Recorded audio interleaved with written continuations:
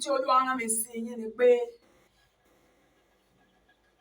ohun kan wà tó lè mú kádùá yín gbà, ìkan sì wà tí ò lè jẹ́ kádùá yín gbà.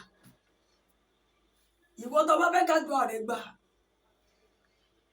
má ní ìpinnu láti ti ọmọnìkejì ṣubú.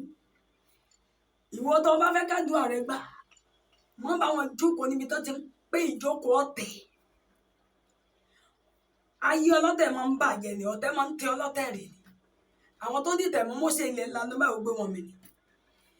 Ìwọ tó bá fẹ́ kádùá rẹ gbà, mú ètekéte àrékérekè kúrò. John 8:44 wípé tẹ̀sù bàbá wọn lọ́sẹ̀ alárékérekè lèṣù látètè kọ́ sí kò tó lóòótọ́ torí kò sí òótọ́ náà ẹ̀.